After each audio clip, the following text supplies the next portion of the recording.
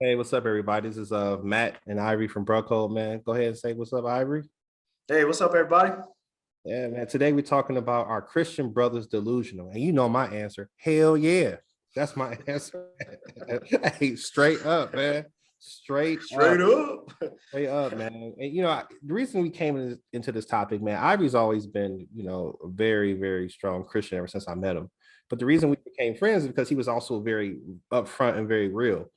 I've had bad experiences over the years, man. You like, oh man, like, hey, I'm like, hey, man, my father just died. Romans chapter 14, verse 8. If we live for the Lord. If we die for the Lord. So whether we live or die, we belong to the Lord. Like, man, dude, get out of my face with that stuff, bro. I be like, yo, I be like, bro, hey, if I tell you some stuff that's happened to me, and the first thing you say is Mark chapter 14, verse 8, bro. I know, and the funny part about it, like you're absolutely right.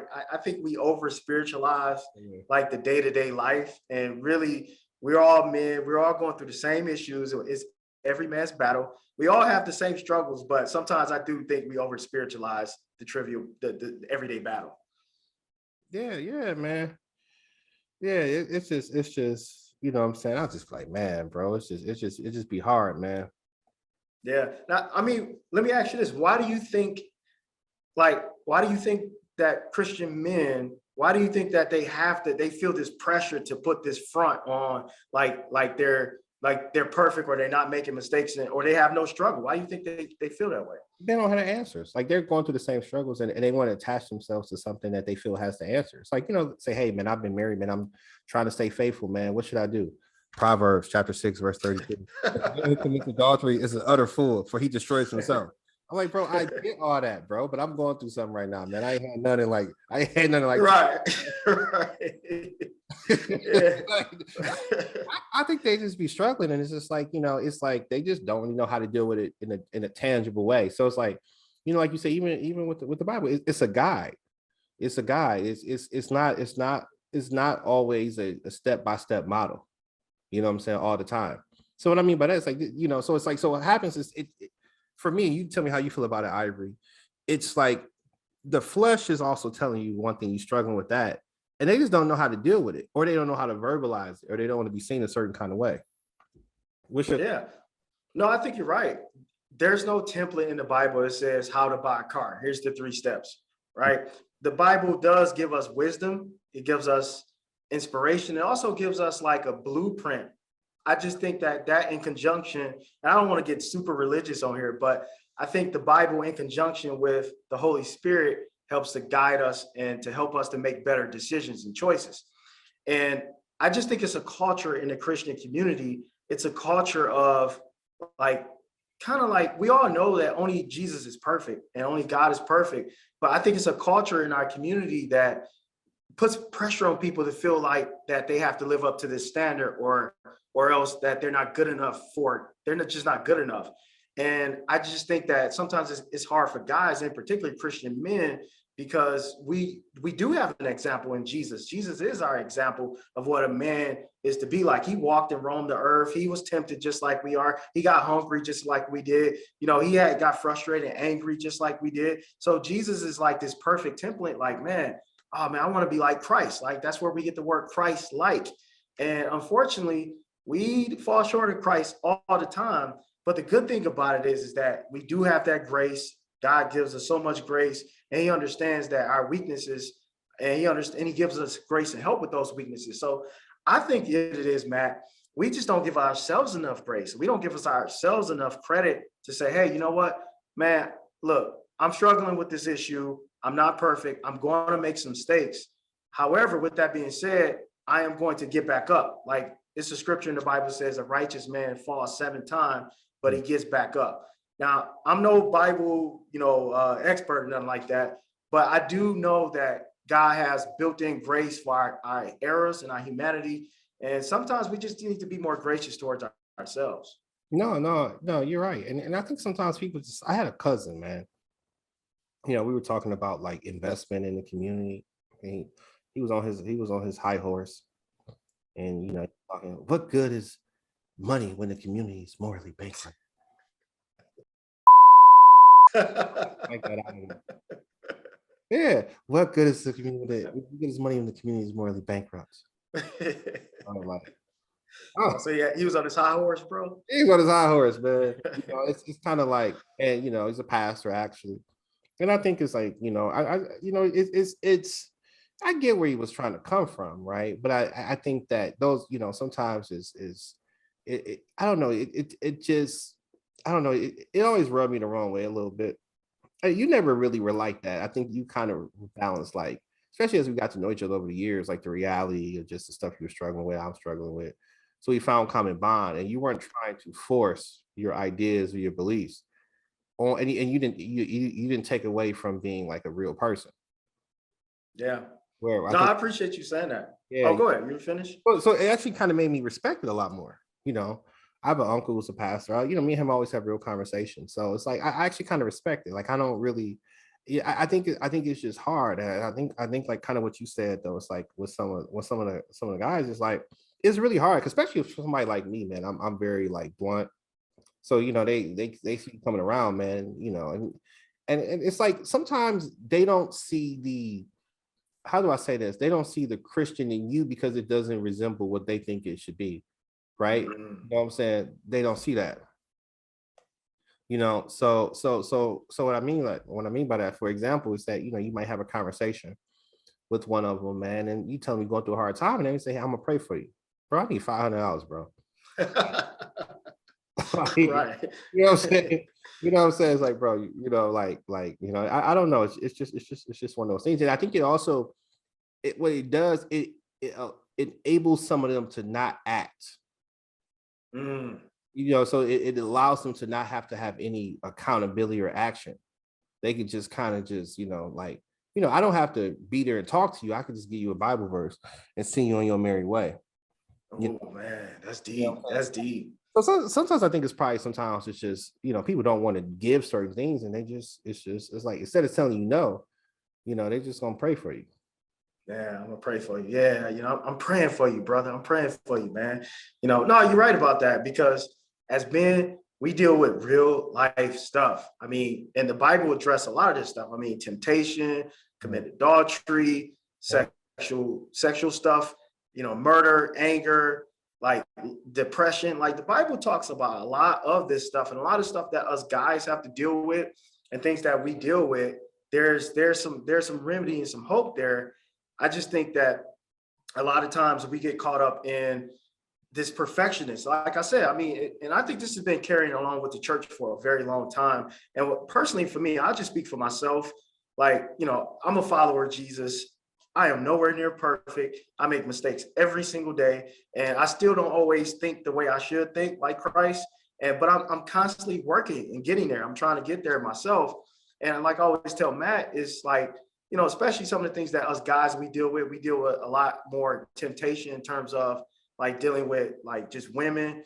And it's so easy to get caught up in like the sexual temptation of lust.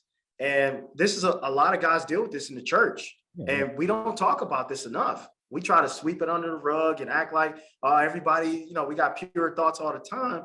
And I think the only way we're going to address some of these issues and the only way we're going to really deal with it is that we bring it to the light and say, hey, look, man, I heard one of the brothers told me he struggled with masturbation and pornography. And it's something that he's been doing since he was 7 years old. And he told me, and he was like, man, I don't know how to, like, I don't even know how to address this with anybody. And when he told me, he thought I was going to be like, hey, man, you shouldn't be doing that. That's a sin.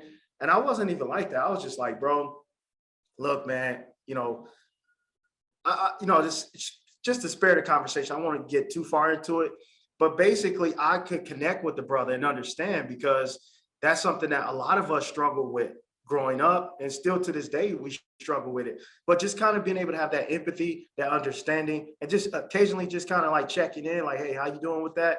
That goes a long ways versus like putting on this front that, hey, man, I support you.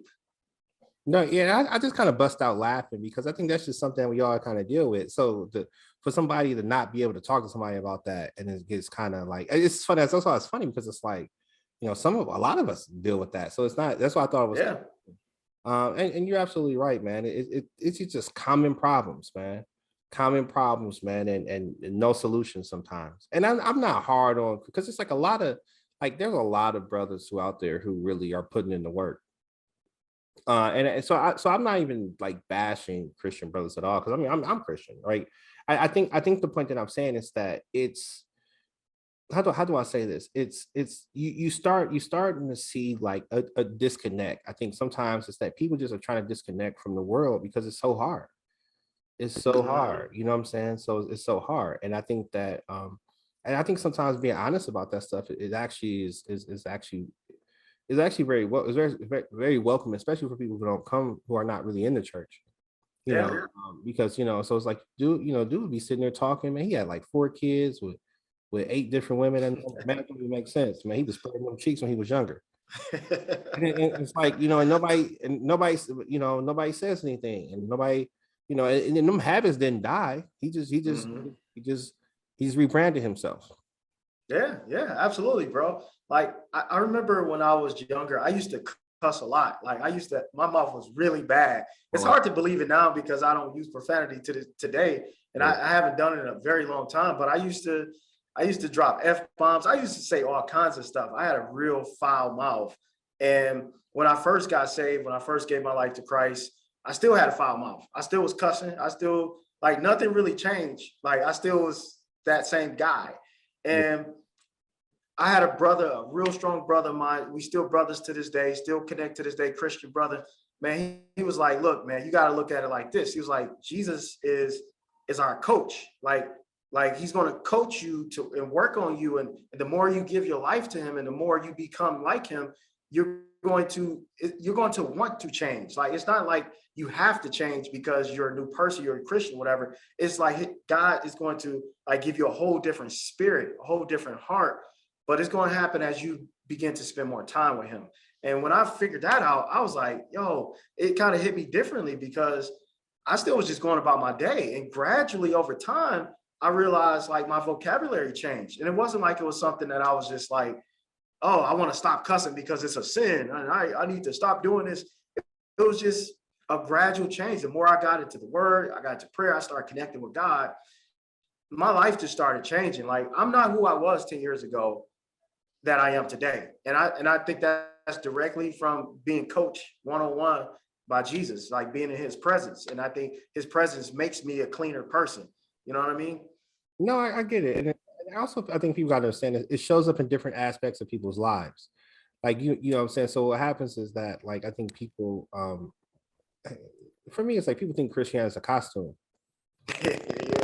You know what I'm saying? It's a costume versus like it shows up. So like, I use foul language from time to time, my personality, but there's other parts of me that are like, I'm very giving. People who know me know that about me. So it just shows up. That part of me shows up in other aspects of my life that may not be as visible to other people unless they're really around me.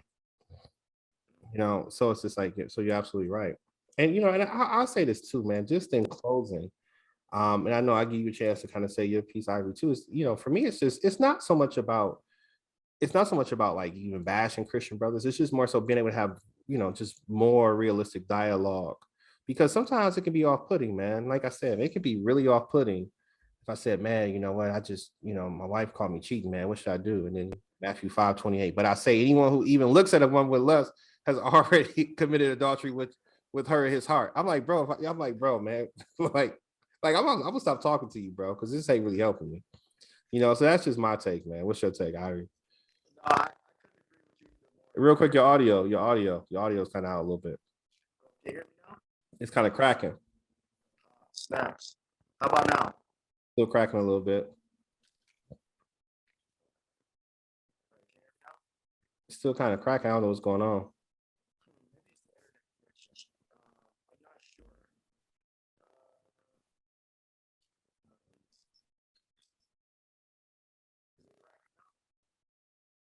Yeah, it's still cracking. Must